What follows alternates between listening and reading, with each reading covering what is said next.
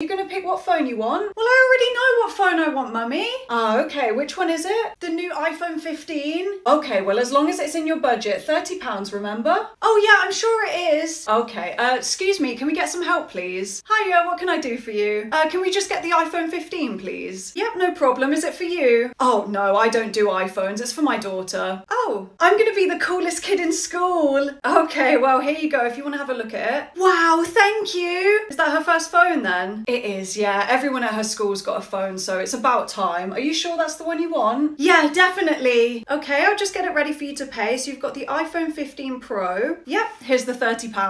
£30? This is £999. What? For a phone? Put it back, you're not getting that. What? But you said I could have it. Yeah, when I thought it was £30, you said it was cheap. Well, yeah, everyone's got an iPhone, so I thought they were cheap. Well, no, I'm sorry, you're not getting that. You're gonna have a flip-out phone, come on. Right, Sophie, do you know how to use a till? No. Oh, okay. Do you know how to handle money? No. Okay, do you know how to speak to customers? No. Right, okay, well, let's just start with the basic stuff. Hi, just these. Sorry, this till isn't open. Yeah, can I just buy these? Sorry, I'm just till training at the moment. Do you mind going to a different till? What? No, I'm already here now. Can you just serve me? Okay, Sophie, this might be good practice. Do you want to just start scanning? There you go. Thank you. Yep, so just scan the item. Yeah, just with that machine there. Look, I haven't got all day. Sophie, are you okay? I can't do this.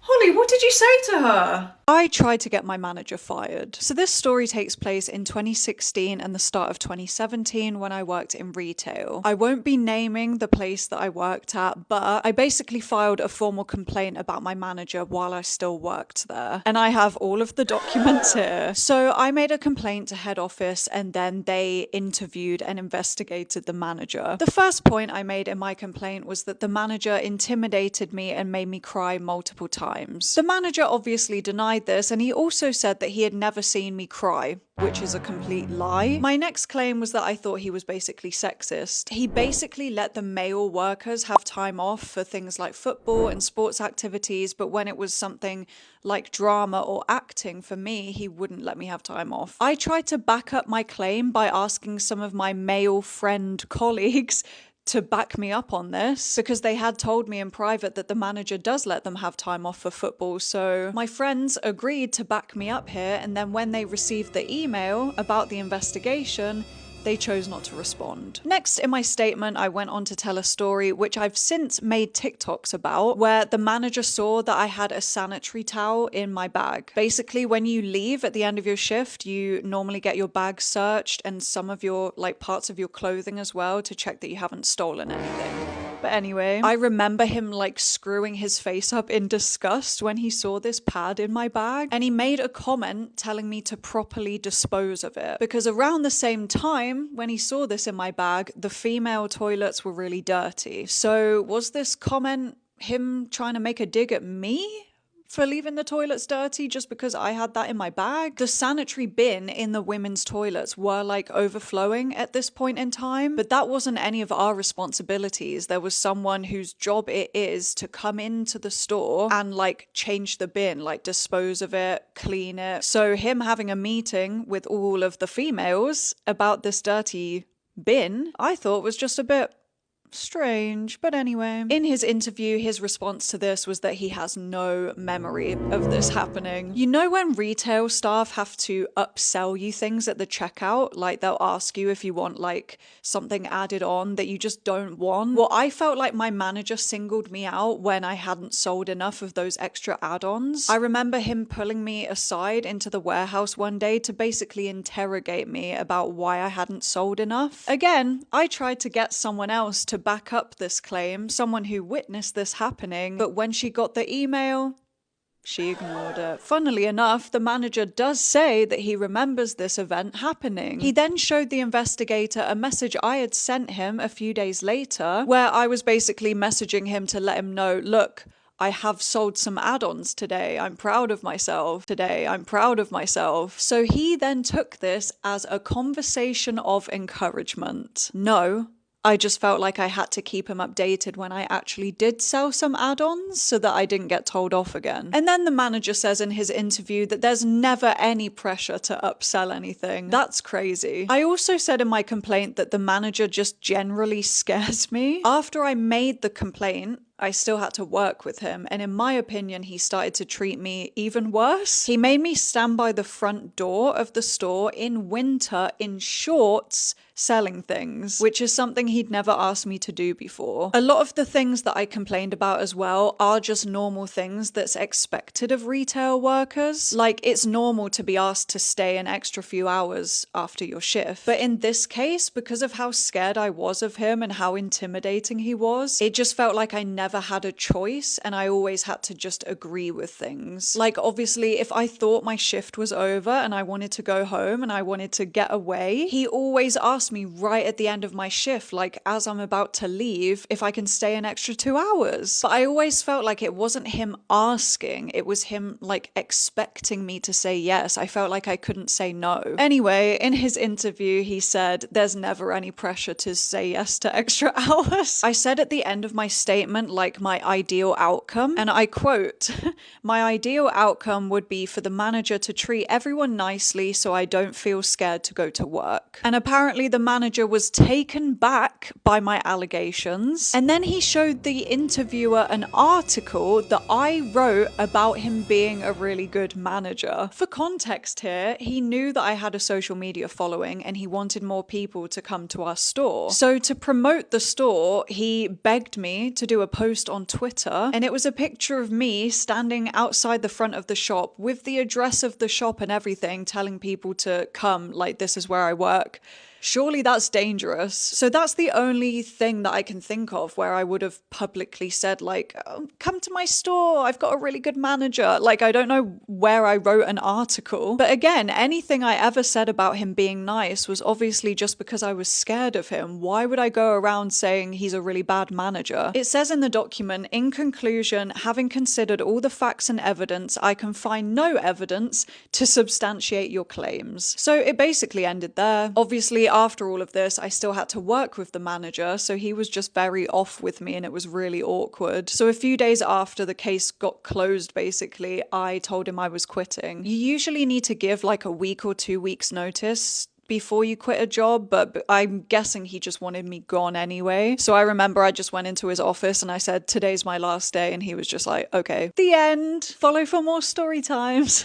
Oh, I can get us some free drinks. What? How? Oh, I'm gonna post a picture of our table number on my Instagram story and people will just send us drinks. Your followers are gonna buy your drinks? Yeah, they'll probably buy us like shots or something. Oh, what is this? Oh, someone just messaged me saying they ordered us something. Hi, you ordered the peas? And a glass of milk? Oh, I don't think that's ours. No, it's definitely for this table. So people aren't ordering us shots, they're ordering us peas and milk. Are you sure there were no shots that were ordered to this table? No, just the peas and the milk. I guess we'll take them.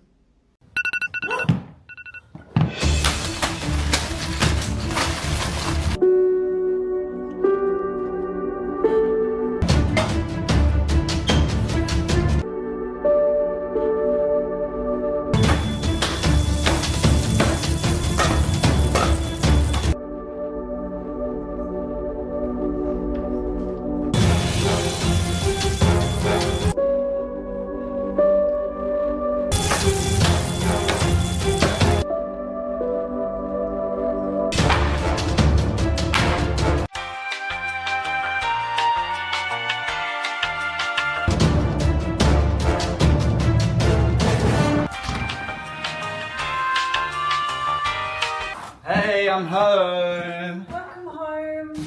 I made you dinner. Oh, thank you.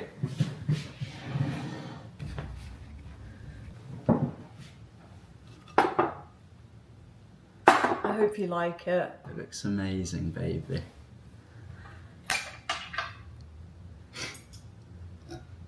Hi, can I just post this parcel, please? Oh.